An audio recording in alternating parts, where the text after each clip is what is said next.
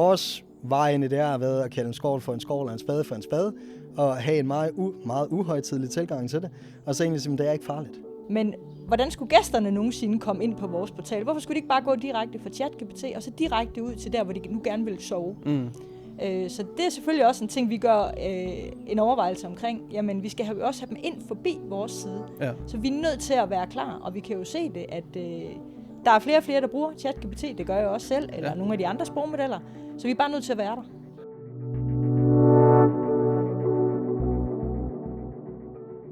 Det her er podcasten, hvor vi dykker nærmere ned i at frigive tid, fjerne støj og løfte servicen. Alt sammen inden for turismesektoren, og alt sammen med brug af AI. Mit navn er Johan Bergholt, og jeg er marketingchef hos Visit Aarhus. Velkommen til Visit AI. Jamen, i dag der har vi trukket teltpælene op, i hvert fald sådan i klassisk podcast-studieforstand, og så er vi rykket her til Horsens City Camp, og sidder her og optager midt inde i et helt fantastisk safari-telt. Jeg tror ikke, det kunne lade sig gøre at optage podcast inde i et telt, og nu må vi jo se på kvaliteten, når vi er færdige, men flot er det, og vi sidder og kigger her, alle tre, de to eksperter, jeg har med her i dag, og kigger ud over hele den her fantastiske campingplads, vi har på i dag, så det er virkelig dejligt. Og i dag der skal vi snakke om, vi skal ikke snakke så meget om camping, det kommer vi også ind på, men vi skal snakke om noget, vi også har snakket om før i den her podcast, nemlig om geo, men lidt med en anden vinkel. Og geo, det er det her med at blive vist i de her chat-assistenter, vi skal snakke om. Fordi gamet har ændret sig. Nu er det ikke allervigtigst, det er stadig vigtigt at lægge øverst i Google, men nu skal man også til at lægge øverst nogle andre steder og optimere efter det. Så vi skal finde ud af, hvordan man som virksomhed sådan lige finder lige præcis ud af, hvad det er for et svar, man gerne vil blive vist på i de her AI-assistenter. Så derfor har vi dig med, Pia Etsø Christiansen. Du er direktør for campingorganisationen DK Camp. Og så har vi dig med, Christian Ålykke, som er vores AI-ekspert, som skal gøre os lidt klogere på det her. Men Pia, vil du ikke lige starte med at fortælle, hvad I er for en virksomhed? Jo, det vil jeg gerne. Jamen, DK Camp er jo en forening for campingpladser i Danmark. Og der er jo en 400-500 campingpladser i Danmark, og 200 af dem de er medlemmer hos os. Og vi hjælper dem med markedsføring, vi hjælper dem med netværk, og så hjælper vi dem med, når de skal købe for eksempel telte, eller is, eller fadøl. Ja. Så lidt af hvert. Lidt af hvert. Alt fra indkøb af is til markedsføring. Ja, lige præcis. Og Christian, vil du ikke også fortælle, hvor du kommer fra? Jamen, jeg kommer fra Morningscore, morningscore.io, og vi er sådan et dansk alt i et SEO, tool, som hjælper virksomheder af enhver tænkelig størrelse med at blive fundet på Google og blive fundet i de her forskellige sprogmodeller, ChatGPT og så videre, så videre. Jeg sidder jeg har den mundrette titel, Head of Customer Success, og det jeg egentlig bruger min tid på, det er at hjælpe vores brugere med at opnå resultater i vores system og på at undervise vores brugere i SEO og geo. Ja. Fantastisk. Jamen, det glæder vi os til at blive lidt undervist i dag. Nu må vi se, hvad det kan blive til. Men Pia, vi har jo den her tradition i den her podcast her, at vi har et SEO, ikke et SEO-barometer. Jeg kom til at forestille, hvor du startede med, et AI-barometer. Ja. Hvor vi prøver at finde ud af sådan fra start af, hvor du ligger henne sådan i din AI-kompetencer, din viden om AI fra 1 til 10. Så lige nu, når jeg spørger dig, hvor ligger din AI-kompetencer så på en skala? Og så er det jo spændende, hvem det er, man skal måle sig op imod. Jeg er jo en beskeden jyde, og jeg tænker, hvis min nabo Christian her, han nu er på en 10, så skal jeg i hvert fald lige lidt ned ad skalaen, men det er heller ikke helt skidt, så jeg siger 6. 6? Ja. Det tænker jeg, det skal vi prøve at se sammen med Christian, om vi ikke lige kan få rykket en lille smule på. Nu ved jeg jo allerede i samarbejde, så han har nok allerede rykket lidt fra da jeg startede. Men Christian, vi starter med dig her, fordi at nu har jeg også selv arbejdet med SEO en del tid, og der handler det om at lægge først og få det her klik eller andet besøg på hjemmesiden, men med Geo, der er det jo lidt anderledes. Der handler det jo egentlig i virkeligheden om at blive nævnt af nogle AI-modeller. Mm-hmm. Hvordan er det her perspektiv? Hvordan er det blevet anderledes nu sådan over det? Altså, det er jo ændret, det er jo i virkeligheden, det er jo ufattelig mange ting, vi egentlig skal ind og røre ved her. Ja. Så nu skal jeg også passe på med at holde det nogenlunde kort. Men altså, hvis vi nu tager og opstiller en skillelinje mellem klassisk Google og så Geo, så kan man sige, Google, der handlede det altid om, at der lå 10 blå links. De 10 blå links, de var relativt statiske, udvalgt af Google. Det var egentlig at forstå som en side i en telefonbog langt hen ad vejen. Og hvor at, når vi taler Geo, jamen, så er det jo ikke længere, at folk benytter sig af enkeltstående søgeord. så er det, at de laver komplekse forespørgsler. Det kunne eksempelvis være, at man slet ikke ved, at man har behov for en campingplads. Man sidder og siger, jeg og min familie, 3 børn, vi skal til Midtjylland, det skal vi i uge det og det og det.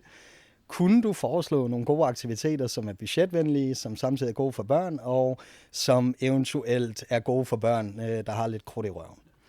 Og så er det jo så, at vores håb som virksomhed, der matcher de forespørgsler, er, at ChatGPT er i stand til at forstå, at vi lever som en entitet, der kan imødekomme alle de her forskellige krav, som brugeren fremsætter. Ja. Og der er det, at man arbejder en lille smule anderledes, end man har gjort med Google hidtil, hvor at Google handlede det meget om, hvilket indhold forefandt sig på din egen hjemmeside. Geo, dem der vil påstå, at det er et nyt paradigme, vi kigger ind i, vil sige, at Geo, der handler lige så meget om, hvad siger verden omkring dit brand? Hvad er det, at omverdenen siger? Matcher du rent faktisk de forespørgsler her? Det kunne være review-sider, det kunne være forskellige top 10-sider, det kunne være brancheforeningssider, det kunne være Visit Danmark, det kunne være Visit Aarhus. Det kunne være alle de her forskellige kilder, som ChatGPT suger næring fra, i forhold til at finde ud af, om de rent faktisk har et svar, der imødekommer brugerens behov. Ja, spændende. Så der er noget ændring, men der er også nogle ting, som er lidt det samme som altid, for man har jo egentlig altid tænkt, at man skal have nogle andre til at omtale en. Det virkede også i SEO. Ja. Og det der, altså særligt det der med tredjepartsomtalen, det er det, vi i SEO-regi har kendt som backlinks. Ja. Det har været at få tredjeparter til at linke til dig, fordi at det for Google var lige med et tilsagn om, at den pågældende kilde stolede på dig som entitet. Ja. Der har Google egentlig i mange år sagt til os, at det var ikke nok bare med links. Vi skulle have links, der kontekstuelt overlappede med det, vi lavede. Ja. Og at de tilskrev de her link en større værdi, og de også gerne vil se links fra kilder, der rent faktisk valgte proaktivt at gå ud og omtale os i positive vendinger for det, vi kunne. Det, man kan sige, det er, at Geo på mange områder, tror jeg synes ikke, det er en tilsnigelse at sige, at det egentlig har gjort SEO til det, hvad SEO egentlig altid burde have været. At meget af SEO har egentlig handlet om at game algoritmerne, snyde og få manipuleret Googles algoritmer til egentlig at opdage ens hjemmeside og synes bedre om den, hvor Geo er en mere sofistikeret overbygning, som egentlig gør, at vi bliver tvunget til at arbejde med SEO på den måde, som Google faktisk i mange år har sagt til os, at vi skulle arbejde med, når det kom til, eller at vi skulle arbejde på den måde. Så det er i virkeligheden et skub i den retning, vi burde have gjort i for lang tid. Det er den bedste måde at udtrykke det på, det er, at vi er langt om længe blevet presset til at arbejde på den måde, som Google hele tiden har sagt, det er sådan her, det skal gøres. Spændende. Og Pia, nu bliver der jo snakket om alt muligt teknisk, som linkbuilding og review-sider og anciennitet og alt muligt, eller anciennitet. Hvad gjorde, at I som organisation fik øjnene op for, at nu skulle I også sørge for at optimere efter de her chat-assistenter? Jamen, det har vi jo vidst længe, og Google er jo noget, vi har optimeret efter i årevis. Og det er jo delvist et budgetspørgsmål, fordi hvis man hele tiden skal betale for sin annoncering, og for at få lov til at lægge øverst, fordi man betaler for det, så bliver det alt for dyrt. Og en forening eller en selvstændig campingplads har bare ikke de kæmpe budgetter. Og det virker også lidt dumt hele tiden at skal stoppe nogle penge ned i et stort sort hul, når man ved, at hvis man gør sig umage og laver noget fedt indhold, som folk kan bruge til noget, og sprogmodellerne også kan bruge til noget, så bliver det ved med at give. Så det kan være, at det tager længere tid for mig at sætte en god side op, der for eksempel handler om, hvilke campingpladser man må tage hund med på. Det tager måske 2 dage at lave noget godt indhold til det. Men omvendt, så skal jeg så heller ikke, når jeg så har fået lavet, så skal jeg ikke smide annoncekroner efter det, for så lever den der for evigt, kan man sige. Så mindsetet med at optimere efter noget organisk eller nogle naturlige søgninger, man ikke skal betale for, den har altid været der, så det var helt oplagt for jer. Det er fuldstændig til højrebenet, og så ved vi jo også godt, altså vi har jo i lang tid har vi jagtet antal besøgende, som mange andre også gør på deres hjemmeside. Så begynder vi at jagte, hvor mange bliver så lavet om til bookinger. Men vi ved jo også, når der kommer sprogmodeller, og folk bruger ChatGPT, jamen hvad skal de så bruge portalen til? AI skal den jo bruge den i stor stil, fordi det er der, de vil finde data, fordi vi har en stor side, der er mange besøgende på, og der er en masse content, der er vedligeholdt derinde. Men hvordan skulle gæsterne nogensinde komme ind på vores portal? Hvorfor skulle de ikke bare gå direkte fra ChatGPT, og så direkte ud til der, hvor de nu gerne vil sove? Så det er selvfølgelig også en ting, vi gør en overvejelse omkring. Jamen, vi skal også have dem ind forbi vores side. Ja. Så vi er nødt til at være klar, og vi kan jo se det, at der er flere og flere, der bruger ChatGPT. Det gør jeg også selv, eller nogle af de andre sprogmodeller. Så vi er bare nødt til at være der. Ja. Og nu, det er jo super godt, det leder mig rigtig godt over til min næste punkt, fordi er nødt til at være der. Hvordan har I, fordi jeg tænker, der sidder mange virksomheder derude, der ikke ved, om de er der. Hvordan finder man ud af, om man bliver vist i de her modeller, om man allerede gør det, eller om man kan optimere mod det. Hvordan har I arbejdet med at finde ud af, om I bliver vist der? Jamen, vi arbejder meget struktureret, fordi vi er 5 ansatte, og i princippet kunne vi jo have været 50, fordi der er masser af indhold, der altid skal produceres. Så vi er nødt til hele tiden at prioritere, hvordan vi bruger vores tid. Og det vi blandt andet gør, det er, at vi kigger i Google Analytics, og så kigger vi også i Morningscore, Christians program, for at finde ud af, hvad er det for nogle sider, som folk bruger mest. Og når vi ved, hvad det er for nogle sider, vi bruger mest, så ved vi også, det er dem, vi skal optimere først. I stedet for at starte i bunden af stakken, så starter vi det rigtige sted. Og når vi så har været inde og optimere, det kan være efter en måned, så går vi ind i Morningscore, og så kan vi se derinde, hvad er vores SEO-score, og hvad er vores geo-score. Og så kan vi se, om vi gør det rigtigt. Så det forstår du som om, det er, at I kigger på de mest besøgte sider, og når I ved, at de er de mest besøgte, så er der også der er en grund til at tænke, at det er også dem, der bliver søgt mest på i geo. Altså, jeg skal forstå det, ja. Og så kan man så, Christian, i Morningscore eller andre systemer, faktisk kan man også se, hvilke forespørgsler man bliver spurgt på, eller på kort fortælle, hvordan det fungerer? Det er et skide godt spørgsmål, som du kommer med her, fordi det er en af de akilleshæle, der er omkring hele geo på nuværende tidspunkt. Hverken GPT, Perplexity eller Claude eller Google AI Mode for den sags skyld har åbnet bøgerne endnu i forhold til at fortælle os, hvilke forespørgsler, der bliver lavet i de her sprogmodeller. Det kan der være alle mulige åbenlyse årsager til, og jeg tror, at den ene af dem, det er, at vi laver ganske enkelt mere sensitive forespørgsler på ChatGPT. Det er dem, der også i Google Search Console blev skjult i gamle dage. Ja, fordi der er masser af ting, der stadigvæk bliver skjult i Google Search Console. Ja. Fordi altså, en ting er, at man går på, at Google offentliggør eksempelvis, at der sidder folk og søger på problemer med alkohol. Men hvis du lige pludselig har forespørgsler, der bliver offentliggjort, hvor man skriver, at jeg er en familiefar på 43, der er bosiddende i Slagelse, og har et marketingsjob, og har 3 børn, og jeg slås alt for meget med, at jeg drikker alt for meget efter arbejde. Det vil man ikke have ud. Det vil man ikke have ud. På samme måde, så vil man heller ikke have ud, at man føler, at man har en uduelig marketingansat til at sidde og lave sin geo for sig, men derefter leder efter nogen, der kan varetage geo i en omegn af en virksomhed, der måske arbejder med så mange ansatte inden for det felt, og alt muligt andet. Der kan være alt muligt sensitivt information.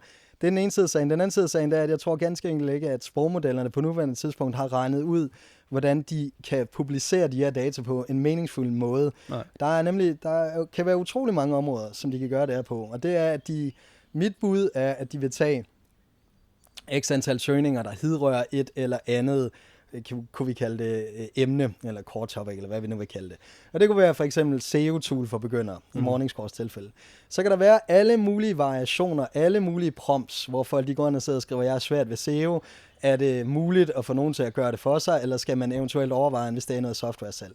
Der vil modellerne være i stand til at brække det ned og sige, okay, men det som vedkommende i virkeligheden semantisk set udtrykker, det er, at vedkommende har brug for et SEO-tool for begyndere. Og så vil det blive bundlet ind under, at de kan se, at hver måned bliver der lavet x antal prompts, som semantisk set stræber efter at få et svar på et SEO-tool for begyndere. Yeah. Og jeg tror, det er den model, at vi over tid vil se, at de forskellige sprogmodeller begynder at offentliggøre, sådan så vi ved, hvor mange forespørgsler, der bliver lavet rent semantisk efter det, vi laver, og så ved vi, hvor meget kød der er på benet, og så skal vi fuldstændig, som vi altid skulle med Google, så skal vi reverse engineer, og så i gang med at bygge de svar, som for maskinerne er værd at investere i og bringe ind i de samtaler, der ligger inde i sprogmodellen. Ja. Det giver mega umening. Men når man så, Per, når man ikke alligevel kan se, hvad der bliver spurgt om derinde og kan optimere det efter det, hvorfor er det så givet mening for jer at bruge energi på, og også tilkøbe sådan et værktøj? Jamen, der ligger stadigvæk nogle hints derinde. Der ligger en geo-score, som vi kan bruge som pejlemærke. Der ligger også en SEO-score, og det vi eksempelvis kan se, nu kan jeg sige i forhold til geo, eller i forhold til SEO, det er, at jeg kan gå derind, og så kan jeg se, jamen din side kunne blive bedre, hvis du får styr på de her links, eller du har de her 10 landingssider, der er for lidt tekst. Sådan nogle ting, det kan jeg bruge værktøjet til, for så kan jeg arbejde smart. Og værktøjet fortæller mig jo også, det her det er det mest kritiske for dig. Så i stedet for, at jeg starter igen i den forkerte ende af bunken, så bruger jeg værktøjet til at starte det helt rigtige sted.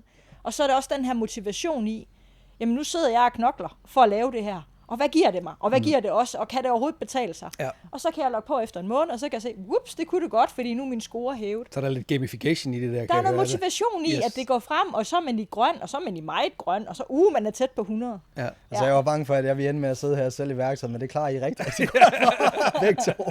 Hold da op. Ja. Det er jo skønt at høre, men jeg tror, en ting jeg lige vil tilføje til det der, fordi du har ret på hver eneste punkt, som du fremhæver her. Men noget af det, som jeg tror mange af dem, der måske vil se den her podcast, de har brug for at vide, det er, at netop fordi, at der ikke er et indblik i den rene rå data i sprogmodellerne på nuværende tidspunkt, så arbejder de forskellige tools, Morningscore inklusive, med det, man kalder en share of voice metric. Ja. I vores tilfælde kalder vi det en geoscore, og det man egentlig gør, det er, at man kører, eksempelvis i Morningscores tilfælde, kører man 100 prompts i ChatGPT, relateret til den service, som virksomheden tilbyder. Det kunne være, hvis man solgte havemøbler, jamen så kører vi x antal prompts omkring, hvor kan man finde billige havemøbler henne til en prisklasse i det og det og det. Hvor kan jeg købe havemøbler hen med en hurtig leveringstid og bla bla bla. Alle de her forskellige ting, som man vil forestille sig, at kernedemografien vil spørge om i forbindelse med, hvad virksomheden tilbyder. Og så regner Morningscore ud ved hjælp af at køre de her data igennem ChatGPT. Jamen, hvor ofte er du nævnt? Enten som kilde eller en del af svaret, og hvor ofte er dine forskellige konkurrenter nævnt? Så I crash-tester det selv på en eller anden måde? Eller? Ja, så systemet kører automatisk de her 100 prompts på geoscoren, og så har vi samtidig en prompt-tracker, hvor brugerne, ligesom Pia her, kan gå ind og indsætte alle de forskellige prompts, som de selv føler for, og så tracker Morningscore på samme måde, som man tracker med søgeord på Google. Ja. Det, man skal være opmærksom på, det er, at når vi taler sprogmodeller, og det er sådan en joke, jeg nogle gange har sagt på vores kurser, men så er det lidt ligesom at blive anholdt af politiet i USA. Du får at vide, everything you say can and will be used against you. Ja. Og det er det, der er ved sprogmodeller. Det er, at det svar, du får, det er kontekstuelt betinget i forhold til, hvilke samtaler, du har haft med ChatGPT tidligere. Førhen, ja. Den kører tonsvis af A/B-split-test på dig hele tiden, for at finde ud af, hvor meget den kan holde dig i økosystemet, og hvor meget den kan få dig til at afsløre om dig selv. Mm-hmm. Og desto længere tid den kan få dig til at blive hængende, desto længere samtaler den kan få dig til at foretage, desto bedre. Ja. Og de, variabler vil blive indarbejdet i de svar, som den vil fodre dig. Så du kan aldrig være 100% sikker på, at den vil give nøjagtigt det samme svar til alle brugere. Men det er et pejlemærke, og det er på nuværende tidspunkt, om det er Morningscore, om det er alle de andre store amerikanske tools derude, så er der ikke nogen, der har en bedre metode i forhold til at give et indblik i det her, fordi GPT igen har ikke åbnet bøger. Og hvis de påstår, at vi har det, så er det ikke rigtigt, fordi de har ikke åbnet op for modellerne. Nej, det, præcis. Der er ikke noget rå data. Pia, når I så jagter den her geoscore, som jeg godt kan forstå, kan give noget motivation og også kan optimere jeres indhold, hvad har det betydet for den måde, I har tekstforfattet, den måde, I har lavet content på jeres side på? Er der noget mindset, der ændrer sig der? Ja, der er bestemt noget mindset, der har ændret sig. Vi har været vant til at få en søgeordsanalyse, den har jeg fået fra min kollega, og så går jeg ind og skriver en tekst ud fra, hvad der er flest søgninger på. Ja. Men nu der ved jeg, at jeg skal formulere det mere som et spørgsmål, fordi at det er det, som folk gør, når de søger når de laver en prompt, så formulerer du længere spørgsmål, end du vil gøre, hvis du spørger noget inde i Google. Så det skal jeg forsøge at svare på mine forskellige landingssider. Så ved jeg også, at AI og sprogmodellerne elsker, når det er skematisk. Så derfor ved jeg, at jeg i højere grad skal gå ind og lave FAQ-sektioner på hver landingsside, i stedet for bare at have en på hele mit site. Ja. Og kan du lige kort fortælle, hvad skematisk og FAQ er til lytterne derude? Skematisk betyder, at det er standardiseret eller sat struktureret op, kan man sige, din data. Så i stedet for, at det bare er en masse brødtekst, så er det sat op i et skema eller en model, som det er nemt for AI at afkode. Så data kan også være tekst på hjemmesiden eksempelvis? Ja, lige præcis.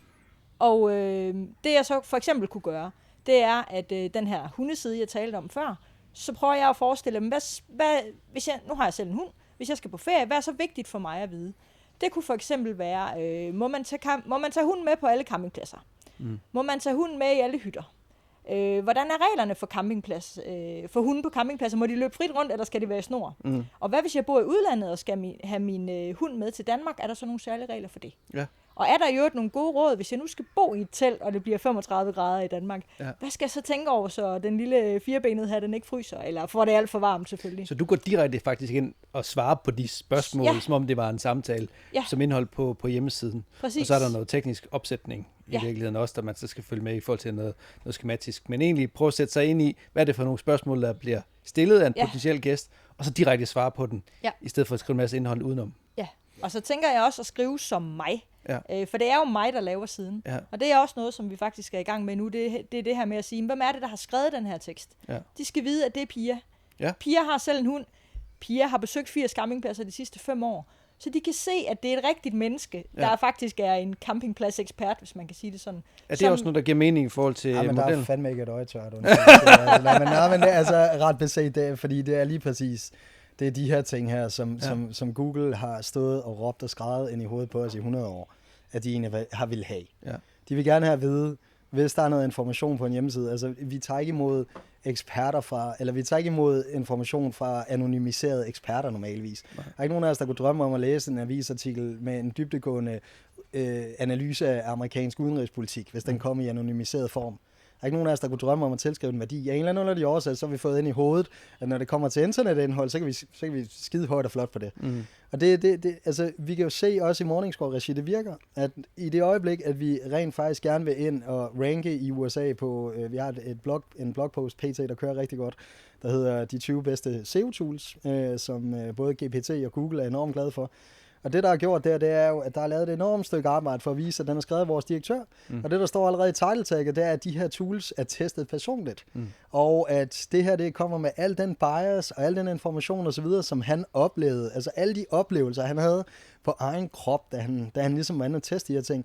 Og det hele er rundet af en enorm bio, hvor vi fortæller noget om, hvad han har opnået igennem tiden. Vi linker direkte til hans LinkedIn osv., fordi det gør, at informationen rent faktisk fremstår, i mangel af et bedre udtryk, tredimensionel og autoritær.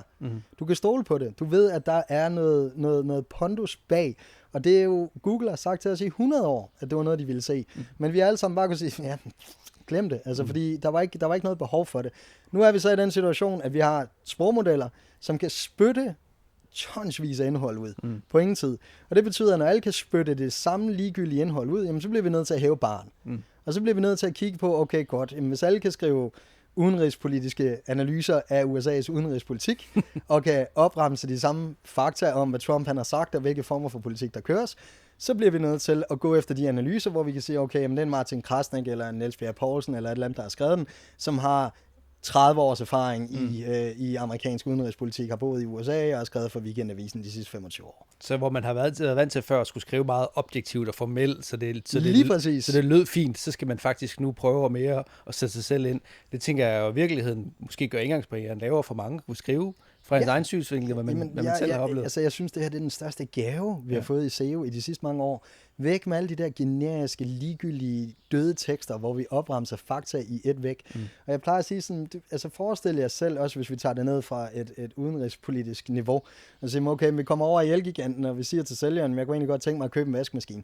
Og så begynder han bare at stå og opremse fakta om, hvad det er, de sælger, og mål, og bredde, og alt muligt andet. Ja. Du vil meget hellere tale med en, der siger, okay, hvor mange af? Endnu værre, når de går hen til computeren, og så læser faktaene op. Okay, der skal man bare løbe skrigende med.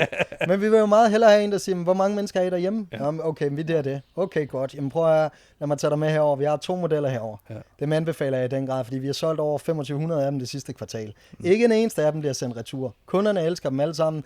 Alle børnefamilier, der har sådan en herude at stå, er jublende glade, som noget forfærdeligt, var jeg lige ved at sige der. Men de er alle sammen glade for den, og den virker i forhold til de behov, og det kan jeg fortælle dig, fordi jeg har selv solgt de her maskiner. Jeg ved, det virker. Altså. Men nu, og du fortæller om det meget positivt, og det er jo dejligt at vide, at der er rigtig, rigtig mange muligheder, hvis man gør det rigtigt og får sig selv mere med. Men der må også være noget med sådan det må have bekymring for jer med den klassiske trafik ind til jeres hjemmeside, som jeg går ud fra, at I ser mindre og mindre af. Hvordan forholder I jer til det, Birte? Ja, og det er jo der, hvor vi tænker meget over, hvad det er for nogle målepunkter, vi har, hvad det er for nogle kopier, vi har. Fordi for eksempel kan man tage med nyhedsbreve. En gang så gik man kun op i, hvor mange samtykker man havde. Så blev det lige pludselig åbningsraten.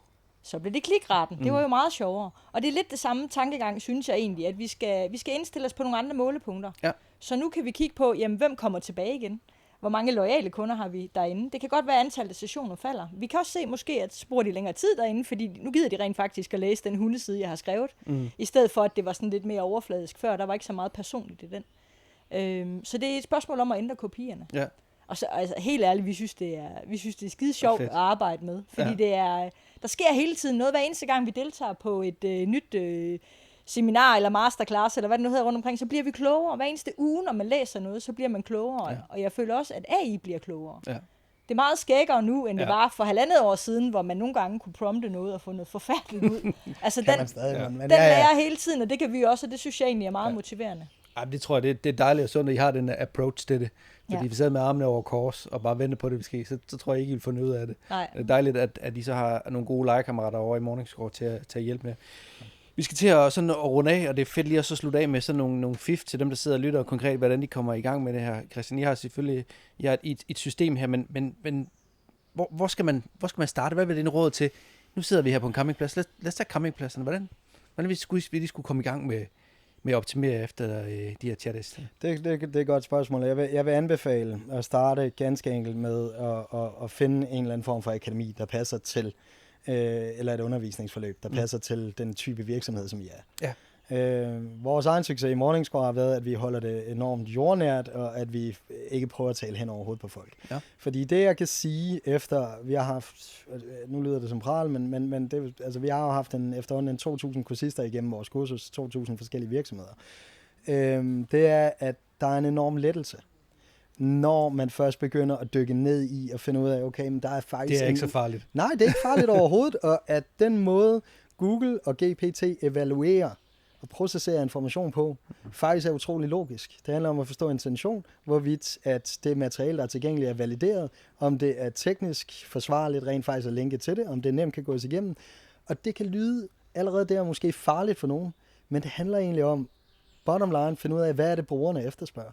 Sørg for, at du leverer det svar ud fra nogle af de forskellige variabler, altså at man indarbejder nogle af de ting, som vi har siddet og talt om her i dag, og at man får bygget et teknisk sundt fundament, så skal maskinerne nok begynde at opdage jer. Så jeg vil sige, det bedste, man kan gøre for sig selv, uanset om det er Morningscore eller noget som helst andet, find et godt undervisningsforløb. Der er masser af dem derude.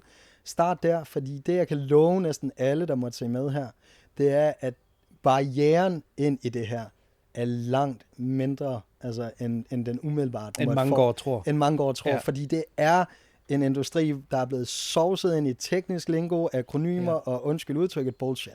Men er det ikke også fordi, der er så nogen som jeg, igen, pardon my friends, som også gør det lidt mere kompliceret, end det er for os at kunne sælge nogle produkter og nogle ydelser? Jo, altså jeg vil sige, lige nøjagtigt den del, vi gør os skyldige i rigtig mange ting. Don't get me wrong.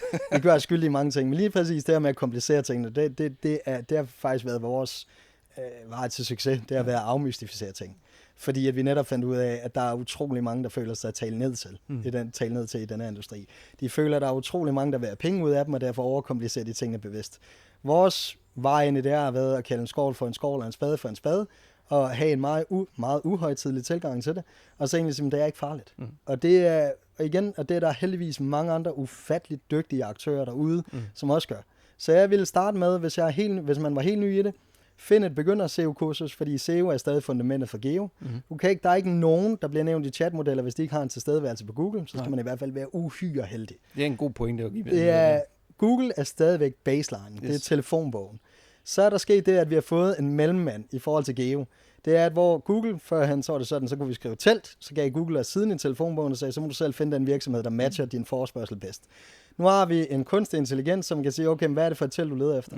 Og så går de ind og, amalgamerer information fra de entiteter, virksomheder, der ligger på telefonbogssiden, og så giver de dig lige præcis den information, du har brug for. Men er du ikke på telefonbogssiden til at starte med, så er du uden for radaren. Ja. Så er der ikke nogen, der finder dig. Det er en virkelig god pointe at gå med videre. Så start med at få lavet noget SEO. Ja, fedt. Og Pia, også dig, hvad for et råd vil du give til, det kunne både være ligesindede andre organisationer som jeres, men også måske campingpladsen nu, når vi sidder her. Hvad skal de gøre for at komme i gang? Jamen, jeg synes i hvert fald, det er også vigtigt at have for øje det her med netværk og sammenhæng og samarbejde osv., fordi hvor bliver du nævnt? Vi snakkede også om det tidligere. Ja. Fedt nok, hvis jeg har min egen campingplads, og så har jeg SEO-optimeret ind på den. Men hvad med alle de andre? Hvem nævner mig? Hvad siger folk på Google? Er der nogle destinationer, der nævner mig? Hvad siger de om mig? Er der nogle portaler, der nævner mig? Hvad siger de om mig? Hvis jeg selv har adgang til at vedligeholde mine data der, så gå ind og få det vedligeholdt. Så man også tænker på den del, altså linkbuilding i det hele taget. Start med at tage fat i nogle af dem, der omtaler jer som produkt i virkeligheden, og finde ud af, om det er den rigtige måde, de omtaler på. Kig på, hvordan du hænger sammen med verden. Ja. Søger folk på en campingplads, søger de så på dit navn, så skal du nok klare dig. Ja. Men søger de på en i destinationen, eller i hele Danmark, hvordan vil du så komme frem der? Ja. Altså, hvordan vil du så gøre dig bemærket? Ja. Det er super konkret fif. Så for lige at opsummere, så hvis man skal i gang med det her, så er der noget med at sige, start med at kigge på SEO. Har du en fornemmelse af, hvordan man gør det? Hvis du har det, så kan du toppe op med noget undervisning i forhold til at finde ud af, hvordan man så kommer i gang med at blive vist på nogle af de her AI-assistenter. Der er ingen, der kan lave geo uden at forstå SEO. Fuldstændig rigtigt. Så sørg for at være opmærksom på det. Når man så er der, man vil kaste sig ud i forhold til om at blive vist i nogle af de her AI-assistenter, så findes der værktøjer, men vær opmærksom på, at de her værktøjer kommer ikke til at fortælle dig, hvad du bliver søgt på, men de fortæller dig trods alt den geosundhed, du har på din side, og hvad du skal optimere efter. Og der ligger nogle modeller derigennem, der kan vise, om man er på rette vej. Og den måde, man så får de her score i de her modeller, det er blandt andet at optimere efter de spørgsmål, der er. Og der tror jeg, det er vigtigt også at sige til lytterne derude, at de kender jo deres gæster bedst og ved, hvad de bliver spurgt om. Så sørg for, om det er så, om man har hund med på campingpladsen, eller er der swimmingpool, eller hvad det nu kan være, jamen så sørg for at svare på de spørgsmål, der måtte være. Og så er der nogle små tekniske ting, men det er også det, du siger, man så kan lære på de her forskellige mange forløb, der er rundt omkring. Jeg skal også gribe i egen barm og sige, at vi har også et forløb i Visit Aarhus, der hedder Moving Destinations, som laver den undervisning i den her del af det, for at finde ud af, at der er også nogle små tekniske ting, som altså organiseret, struktureret data som schema, for eksempel, og så også have FAQ'er, der svarer på de spørgsmål, der måtte være. Yes. Er det en okay opsummering på det, jeg har sagt? Det synes jeg. Og jeg synes, pointen, som du kom frem med, det der med netværk, det er så utrolig vigtigt. Fordi at man skal ganske enkelt på, hvad kan man sige, de forskellige robotters radar. Og det her med, at for eksempel sådan en side som jeres, som er en stor anerkendt side, udgør et knudepunkt på det landkort, Google har over campingpladser i Danmark. Og det, at man så ligesom måtte ligge hos jer og have et link fra jer, det vil også gøre, at Google vil være nemmere ved at opdage hjemmesiden og forstå den som en entitet til at starte med. Og så derfra kan man optimere. Så det der med netværk, det synes jeg var sindssygt godt, at du fik det med i. Nå, Pia, vi plejer jo også at afslutte de her episoder med at finde ud af, om vi har rykket dig på AI-barometeret. Og du startede med at sige, at du lå på en 6'er. Så jeg håber ved at kunne lytte lidt på Christian, at vi har rykket dig lidt. Ej, altså jeg synes faktisk, jeg får enormt meget selvtillid at sidde ved siden af Christian, så det tror jeg faktisk, jeg skulle gøre noget mere. Så det kan da godt være, at jeg kan svinge mig op på en 7 eller en 8. Ja, det kan faktisk være, at du lå der i forvejen. Det kan godt være, at jeg lå der i forvejen, ja. Tusind tak. Og tak til alle jer, som har lyttet med på den her podcast og set med på den her podcast. Og husk som altid, at hvis I sidder på en platform som f.eks. Spotify, så link det her videre til nogle af dem, I kender, eller giv det en stjerne ind på platform, så vi kan nå ud og hjælpe endnu flere turismevirksomheder, hvordan man bruger AI. Tak fordi I lyttede med.